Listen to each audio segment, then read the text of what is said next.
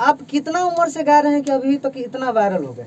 खटती खटती जई है जिंदगी उदाई हो, कर जाना कबो माई बाबू के भराई। ऐसा लगता है कि सरस्वती की पुत्री है ये, और लगातार इनका गाना बज रहा है। सभे करेला बड़ाई हम केने केने जाई, केहू कहे अमर पाली केहू लुलिया।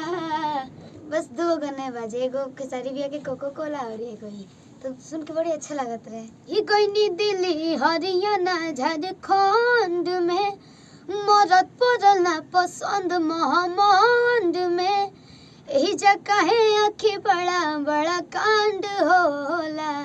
तो खेसारी भैया का लाइन था कि असहीन लइकिन के डिमांड होला, होई बिहार वाला लइका ब्रांड होला। कहीं भी जाने तो 2-4 लोग सेल्फी लेवेला, अच्छा लगेला। गाँव घर वाला सब थोड़ी ना चाहे ना कि केहू के बेटी चाहे, केहू के बेटा चाहे, केहू भी आगे बढ़ो हमरा से। दबाव दिलस पापा के ऊपर, मम्मी के ऊपर। पापा ते ऐसे पीछे हट गलन, सिवनिया हमनी के गांव घर के जिला जवार के नाम रोशन करी से। अभी कौन कौन से सुपरस्टार के साथ आपका गाना आने वाला है? नमस्कार, प्रणाम, मैं हूं प्रवीण तिवारी और आप देख रहे हैं भोजपुरी अपडेट बक्सर। दोस्तों, फाइनली हम संगम स्टूडियो में आ गए हैं और यहाँ पर जिस काम के लिए आए थे वो होने वाला है। आपको बता दें कि शिवानी सिंह जी से बात करने के लिए हम रांची से चल के आए, वही शिवानी सिंह जी जो कि वायरल गर्ल है। तो चलिए उनसे कुछ बात करते हैं।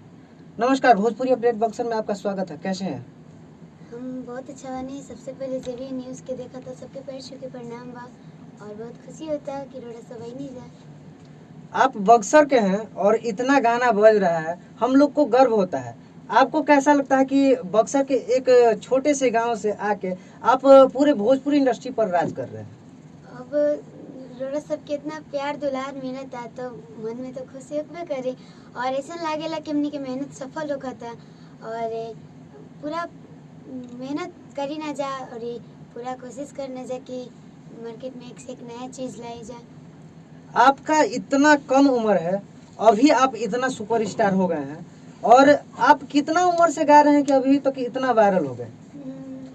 9 साल नहीं तो 10 साल। 9 साल की उम्र में ये गाना क्षेत्र में आ गई हैं, गीत गौनई में आ गई हैं, जहाँ पर बच्चा लोग अपने सही से चलने नहीं पाता है, अपने आप को समझने नहीं पाता है कि क्या करें क्या नहीं करें, वहाँ पर ये सुपरस्टार की पदवी अब ले ली है। आपको कैसा लगता है? बहुत अच्छा लगेला। शाम के ऐसे अपन प्यार दुलार दी जा कि और कुछ कर पाई जाए। अभी तो कुछ नहीं की जाए, बहुत कुछ करे के बाद। सबसे पहले आपका कौन सा गाना वायरल हुआ था? सबसे पहले हम स्कूल में गाना गलनी कर जाना कबो माई बाबू के भराई हो, तो गाना के जेपी भैया लिखले बड़न और जेपी भैया के म्यूजिक पे हटे संगम। उस गाना को थोड़ा सा गुनगुना के सुना देते तो मजा आ जाता। कर जाना कबो माई बाबू के भराई हो, कर जाना कबो माई बाबू के भराई हो, खटते खटते जई है जिंदगी उदाई हो, खटते खटते जई है जिंदगी उदाई हो, कर जाना कबो माई बाबू के भराई हो। क्या बात है, क्या बात है। ऐसा लगता है कि सरस्वती की पुत्री है ये, और लगातार इनका गाना बज रहा है। अभी कौन सा मार्केट में गाना बज रहा है आपका? एक तो गाना प्रमोद भैया के साथ आया था गोरी साट के टिकुलिया, और एक आया था खेसारी लाल भैया जी के साथ ब्रांडेड लड़का, और सबके साथ आया गाना। दोनों गाना एक बार सुना देते तो मजा आ जाता है। प्रमोद भैया पहले सुना। हाँ।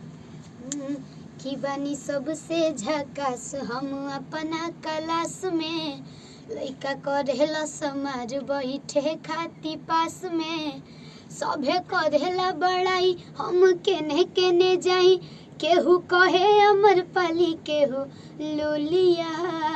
तो प्रमोद भैया का लाइन था कि बड़ा लागे लुबे जाने चुल बोलिया, गोरी सट के टिकुलिया, पढ़े जब जालू स्कूलिया।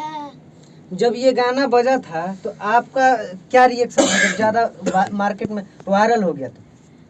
अच्छा लागत रहे जहाँ भी देखी जाए ना, तो बस 2 गाने बाजे, एगो खेसारी भैया के कोको कोला और एगो ये, तो सुन के बड़ी अच्छा लागत रहे। खेसारी जी का जो ब्रांडेड लड़का आया था उसको थोड़ा सा गा के सुना देते।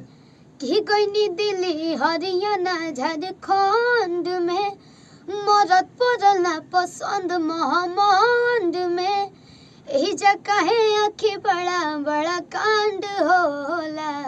तो खेसारी भैया का लाइन था कि असहीन लइकिन के डिमांड होला, हई बिहार वाला लइका ब्रांड होला, असहीन लइकिन के डिमांड होला, हई यूपी वाला भैया ब्रांड होला।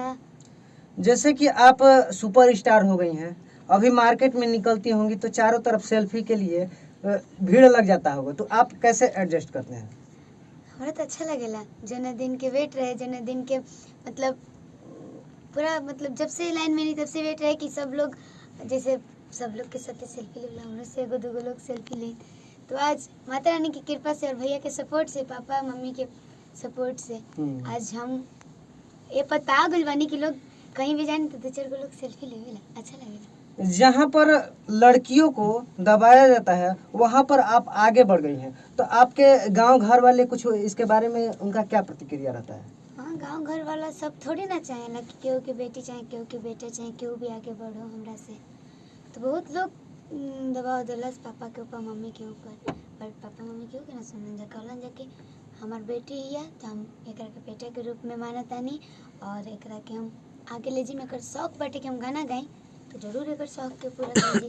पापा तो ऐसे पीछे हट गए रहलन, बट हमार दादाजी कहलन कि ना नातिन के शौक बाटे तो गाई, कैसे कि हम पहले दादाजी गाना गावत रहलन। तो जैसा कि अभी उस समय सब बुराई करते थे, अब जो सक्सेस हो जाने के बाद उन लोगों का थिंकिंग चेंज हुआ है कि नहीं हुआ है? हाँ हुआ है, सब लोग ये कहेला कि सिवनिया हमनी के गांव घर के जिला जवार के नाम रोशन करी, कहनी है कि बस आशीर्वाद दुलार चाहिए।